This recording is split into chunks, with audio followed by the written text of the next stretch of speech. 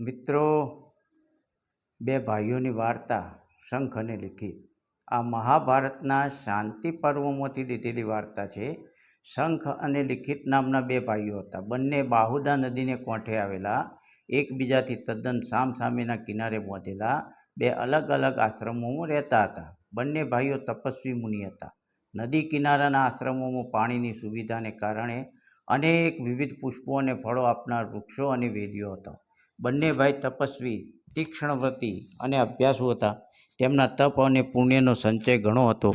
એકવાર નાનો ભાઈ લિખિત તેના મોટા ભાઈ શંખને સામે કિનારે આશ્રમમાં મળવા ગયો, પરંતુ શંખ આશ્રમમાં હતો નહીં, તેથી લિખિતને તેની રાહ જોવી પડી. શંખ ક્યારે આવે તે નક્કી નહોતું, તેથી તે વૃક્ષો નીચે બેસીને તેની રાહ જોવા લાગ્યો. ઘણો સમય પસાર થતો લિખિતને ભૂખ લાગી.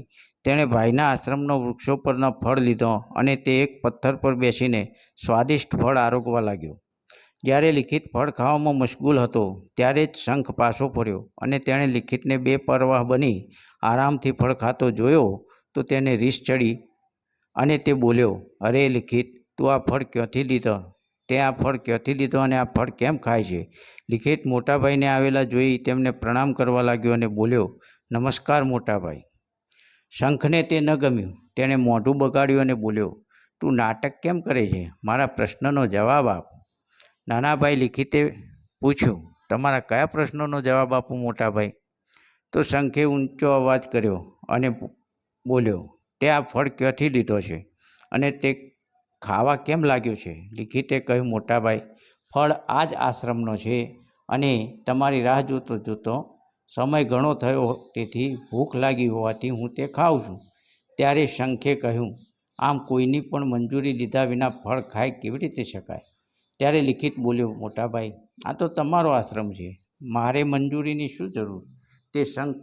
શંખ બોલ્યો, "આપણા પિતાજીના ફળ તોડતા હોઈએ ને તો પણ મંજૂરી લેવી જરૂરી છે. તને ખબર છે, આમ મંજૂરી ન લીધી હોય અને તું ખાવા લાગે તેને શું કહેવાય?" તો લિખિતે કહ્યું, "શું કહેવાય?" શંખ કહે, "તે ચોરી કરી કહેવાય. તું એક નંબરનો ચોર છે." આવો ચોરીનો ગંભીર આરોપ સાંભળીને લિખિત સ્તબ્ધ થઈ ગયો. તે જાણતો હતો કે કોઈની એ ચીજ પરવાનગી વગર ન લેવાય.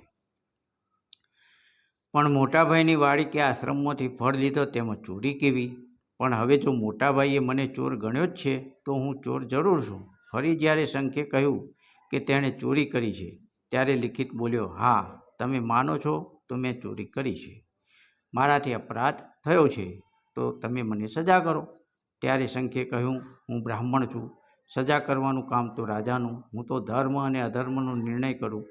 તે અધર્મ કર્યો છે તો જા રાજા પાસે જઈને તેને કહે કે તને તારા અપરાધની સજા આપે."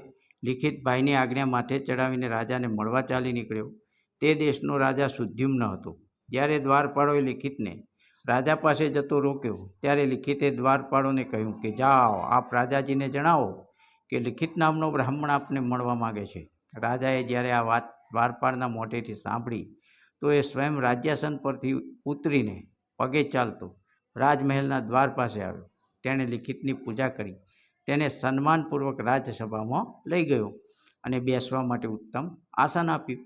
પછી રાજાએ લિખિતને પૂછ્યું, "હે બ્રાહ્મણદેવ, આપના આગમનનું પ્રયોજન શું છે તે તમે જણાવો. આપ મારી પાસેથી શી અપેક્ષા રાખો છો?" હવે લિખિત બોલ્યો, "રાજાજી, તમે મને વચન આપો કે તમે રાજધર્મનું પાલન કરશો અને ગુનેગારને યોગ્ય સજા કરશો." રાજાએ માન્યું કે બ્રાહ્મણને કોઈએ પીડા આપી લાગે છે અને તેને ન્યાયની આશા છે. આથી રાજા બોલ્યો, "હું વચન આપું છું કે ગુનેગારને સજા કરવાનો રાજધર્મ હું કોઈ પણ હિસાબે નહીં ચૂકું." લિખિત બોલ્યો, "વચન આપો છો?" રાજા કહે, "હા બ્રાહ્મણદેવ, વચન આપું છું." આમ રાજા સુદ્યુમ્નને વચનમાં બાંધ્યા બાદ લિખિતે આડકતરી વાત કરતો પૂછ્યું, "રાજાજી, ચોરી કરનારને માટે કઈ સજા છે?" તો રાજાએ કહ્યું, "રાજધર્મ તો એમ કહે છે કે ચોરી કરનારના બંને હાથ કાપી નાખવા જોઈએ." રાજાએ જેવી આ વાત કહી કે તરત જ લિખિત પોતાના આસનેથી ઊભો થઈને પોતાના બંને હાથ આગળ ધરીને રાજા સમક્ષ બોલ્યો, "લો મહારાજ, મારા આ બંને હાથ કાપી નાખો." રાજાને આશ્ચર્ય સાથે નવાઈ લાગી.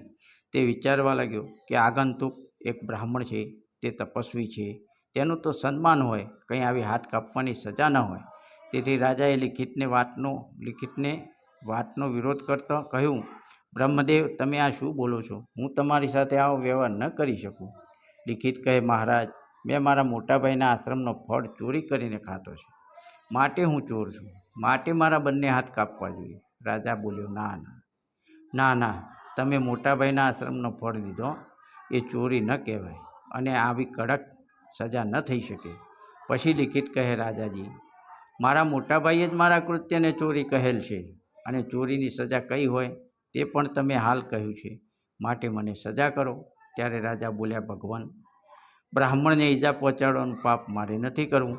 લિખિત કહે, જો તમે મને સજા નહીં કરો તો રાજધર્મનું પાલન નહીં કરવાનું ઘણું મોટું પાપ તમને લાગશે. વળી અહીં તમારે બ્રાહ્મણની હત્યા કરવાની નથી, માત્ર તેના હાથ કાપવાના છે. આમાં પાપ નહીં લાગે. રાજા કહે, મહારાજ, મહેરબાની કરો અને આવી હઠ છોડો. રાજાને અકળામણ થતી હતી.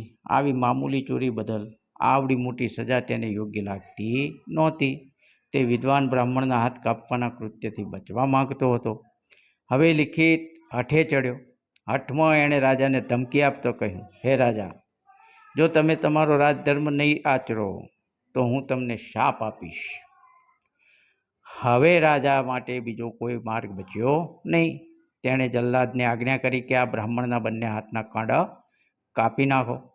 સાથે બ્રાહ્મણને પીડાનો અનુભવ ન થાય તે માટે તેણે શ્રેષ્ઠ વૈદ્યોને હાજર રાખ્યા અને લિખિતના હાથ કપાતો જ તેની સારવાર કરાવડાવી. જ્યાં સુધી લિખિતના હાથના ઘા રૂજાઈ ગયા ત્યાં સુધી તેને રાજાનો અતિથિ બનાવીને તેણે રાજમહેલમાં રાખ્યો અને તેની બધી જ જરૂરિયાતોનું પૂર્ણ જવાબદારીપૂર્વક ધ્યાન રાખ્યું. સજા અને સારવાર પત્યા પછી લિખિતે ઘેર જવા રાજાની રજા માંગી. રાજા બોલ્યા, તમે આવા ઠૂંઠા હાથ લઈને ક્યાં જશો ભૂદેવ? અહીં મારી રાજધાનીમાં જ રહી જાઓ. મારા સંતાનોને શાસ્ત્રો ભણાવજો અને રાજ્ય તરફથી તમારું અમે પૂરેપૂરું ધ્યાન રાખીશું. પરંતુ હઠીલા લિખિતે રાજાની વાત ન માની. તે બહુદા નદીને કાંઠે પોતાના આશ્રમે ગયો. હવે થોડોક સમય પસાર થયા બાદ એક દિવસ નદીને કાંઠે શંખ અને લિખિત બંને ભાઈઓ અચાનક મળી ગયા. લિખિતે પોતાના કપાયેલા હાથ શંખને બતાવતો કહ્યું, જુઓ મોટા ભાઈ, મેં મારા અપરાધનો દંડ મેળવી લીધો છે. હવે મારા હાથ નથી, તેથી હું ક્યારેય ચોરી નહીં કરું. શંખ ગદગદિત થઈ ગયો. પોતાના ભાઈના હાથ જોઈને તેને ઘણું દુઃખ થયું. તે બોલ્યો, મારા ભાઈ લિખિત, તારા પર આટલું વીત્યું છતાં તું મને દોષ પણ આપતો નથી. તે તારા મનની નિર્મળતા છે. હવે મેં જે ભૂલ કરી છે તેનું પ્રાયશ્ચિત તું મને કરવા દે. શંખ લિખિતને બાજુના નદીના કિનારે લઈ ગયો. કિનારેથી પાણીમાં લઈ ગયો અને તેણે અંજલિ આપતો મંત્રોચ્ચાર કરવા માંડ્યા અને પછી લિખિતને કહ્યું, તું તારા બંને હાથ આ નદીના પાણીમાં ડૂબાડ. લિખિતે પોતાના બંને હાથ નદીના પાણીમાં નાખ્યા અને પછી બહાર કાઢ્યા તો ચમત્કાર થયો. તેના કાંડામાંથી કપાયેલા બંને હાથ પાછા આવી ગયા હતા. Mahabharata Shanti Parva. Thanks for listening my dear friend.